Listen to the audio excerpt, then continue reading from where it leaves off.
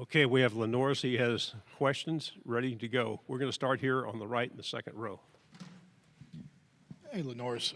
Obviously, we've seen what you've been able to do on the field, but where do you feel like you've taken your game, maybe off the field, leadership, and what is about your personality that you're able to kind of withstand some of the hype, all the Heisman talk, all that the draft pick stuff? Yeah, just building chemistry with those guys, the younger guys, the receivers we had last year.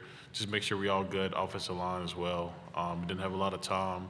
I think they got out there in January, so just doing it as fast as we could, so we get the summer, start working out and all that. And then for your second question, I think really just taking it day by day, really, not getting caught up in it too much, but still keeping my head down and still working because I know how much work I had to put in to get there, but I could also lose it quick. So. Fourth row, and then pass it to your left. Hey, LaNorris, Nick Wiggins, WNSP in Mobile, Alabama.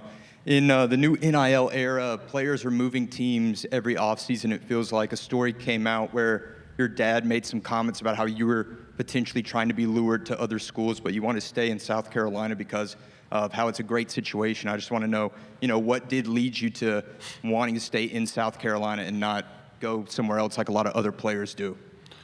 Everything I needed was in South Carolina. Like I grew up there, my family's there. Anything I needed was an hour and 5 up the road from me. School pretty much take care of like rent and all that, so it's not like you really need too much, like, you know what I'm saying? So everything I needed in South Carolina, there's no point in me going somewhere to start over. Right here in the front row. Dick Cox with Cox Sports Broadcasting, Lindy Sports. You've got a lot of new toys in your toy box with all the receivers, young receivers, one of them even your brother. But just talk a little bit about that this summer working with those guys, and what have you seen? Yeah, seen a lot of growth from January to now. Like I said earlier, it's just they come from high school, and then it's coming straight from high school, graduating like December to January, which is winter workouts with us, and then it's spring ball 2 months from there, then it's summer. So it's really not a lot of time to get them rolling and going because they'll all have to play this year just because we brought back 5 guys, I think, in the receiver room, and then we brought a 6th freshman. So, I mean, everybody got to play. It's not a lot of time for them to grow and adjust, so we got to do it and do it fast. Fourth row. LaNorris, Jarrett Bates, WNSP, Mobile, Alabama. Every athlete's got a great pregame playlist. Is there a specific artist or song that's sticking out to you leading into 2025? I wouldn't say a specific artist. It's kind of like what I'm feeling that game. I'm more likely to go in with like some chill music to calm me down before, so it's not like only adrenaline pumping through my blood. But yeah, I'll say that. We'll go over here on the left. Tyler Shaw with KBTX and College Station. Lawrence, from last year, what do you remember from the Texas A&M game when you guys beat, and how much are you looking forward to now going to Kyle Field this year? Yeah, I'm looking forward to it. I've heard so much about the stadium, so I'm ready to see that. We went my freshman year, we played at like 12-ish. I mean, even when we played it then, it was kind of loud, and then it was cool seeing all like the military stuff before the game, being pregame warm-ups when they walking around the field and all that. But Texas A&M was an exciting game just because it was a night game as well. They were big, physical. I remember Shamar Stewart hitting me and Jarrett one specific play. We talk about that all the time, but they are super fast, physical, they're smart, and so I'm looking forward to it. Right side. Yeah, what do you remember? It was never really a close game last year in Norman, but what do you remember from Brent Venables' defense, which has a reputation of being somewhat confusing to quarterbacks? Yeah, it's exactly what you said. They did a lot of different stuff. Some stuff I've never really seen before, just playing his defense, but I know he was at Clemson before that. So it's kind of like I knew their defense was good going into the game, even being at Clemson, just the record they had there. And then it was similar at Oklahoma, similar scheme, but they were smart, they disguised well, they did stuff good, and they were physical as well. So. Third row here in the middle. On the offensive line, you're having to replace 3 starters from the interior. What have you seen from those position battles and really the line as a whole? Yeah, just continued growth.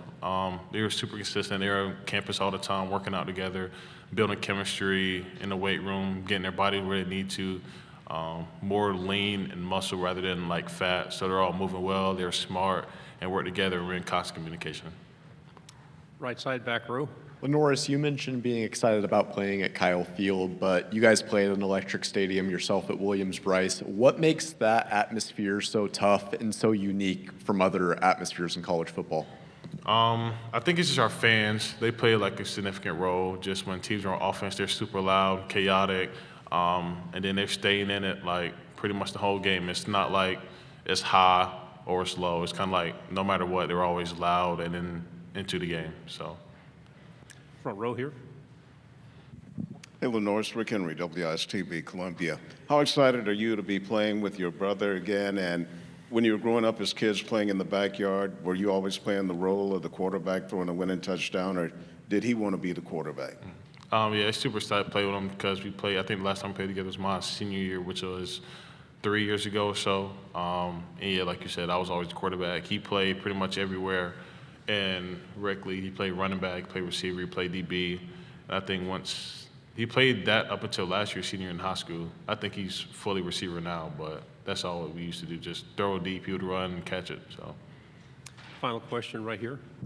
You lost Debo, Nick, and a lot of the guys who were the leaders in the locker room. Who do you see as the guys who are going to step up to give you like the leadership that you got last year? So we brought in some guys. We brought in like Boaz Stanley. That's the center, so we obviously lead the offensive line. I would say I would lead like the quarterback room. Nick Harwood, Jarrett, those guys would lead the receiver room.